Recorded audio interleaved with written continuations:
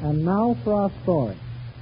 When we left our friends last week, Daddy Stratford and John Fowler were trying to keep from Mary Sothern the knowledge that the deeds of the Stratford Springs property can't be found.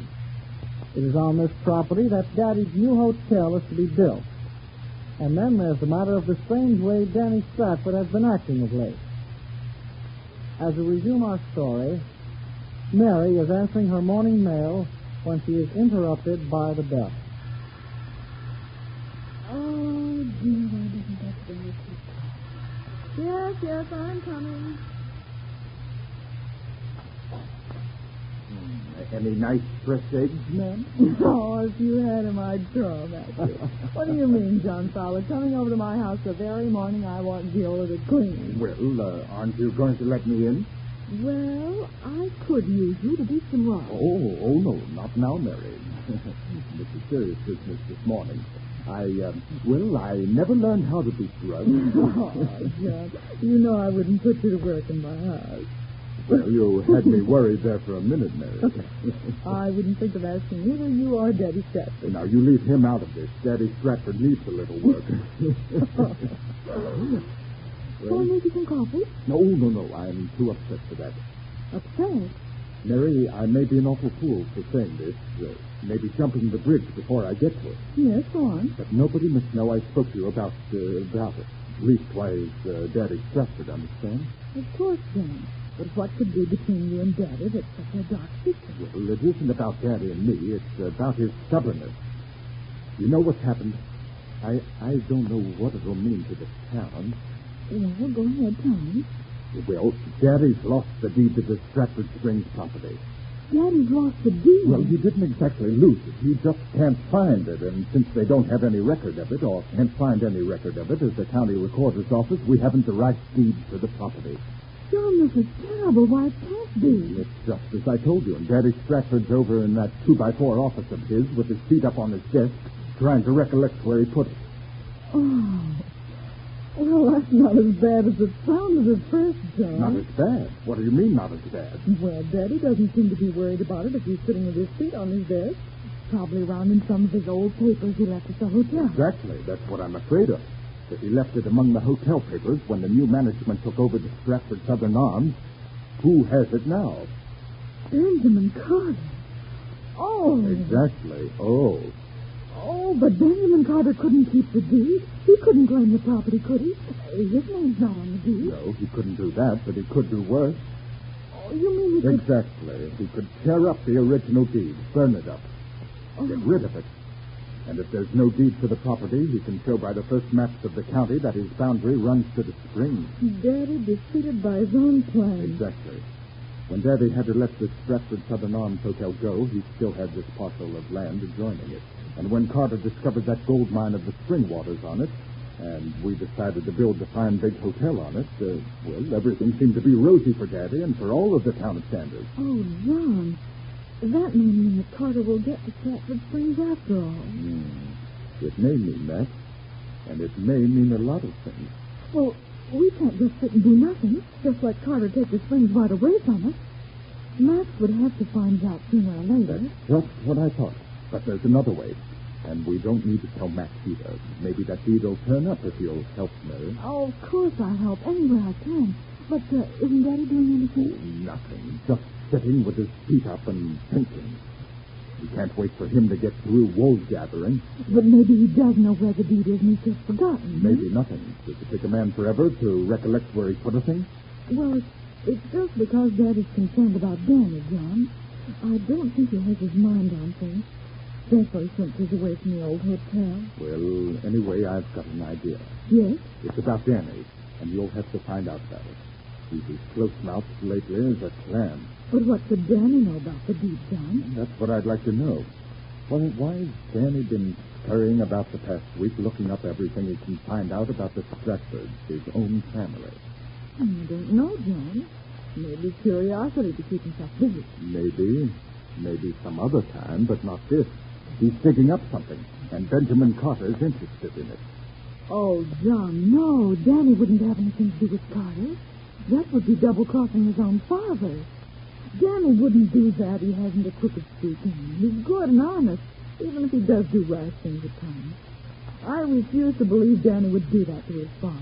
To all of us, too. I have to know soon, Mary, or call all the men off the job.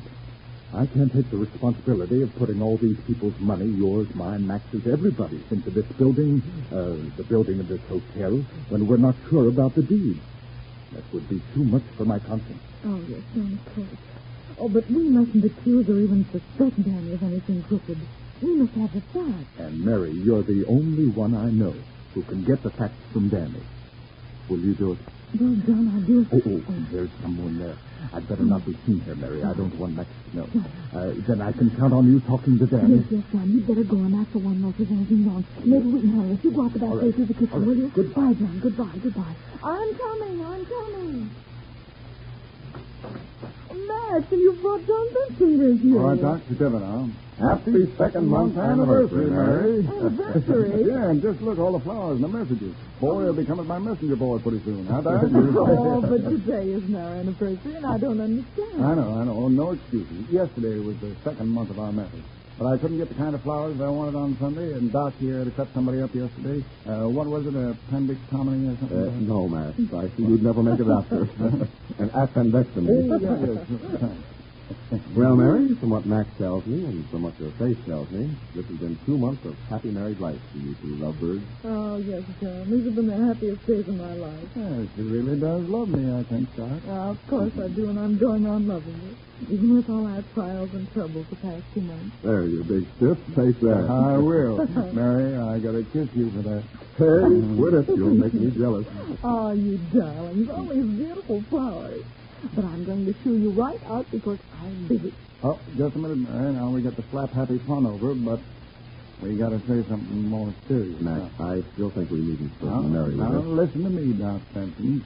You may have to say in the operating room when you're swinging them knives around, but here, well, when it comes to the good of this town, I got to say, Mary, it's the kitty clinic.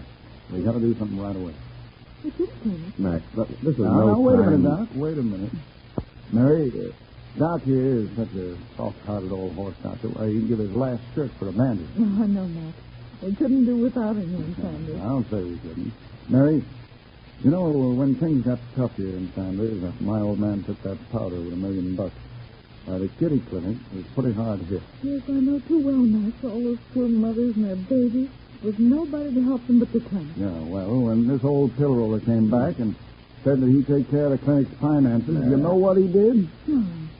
You didn't go on the clinic's note. Oh, worse than that.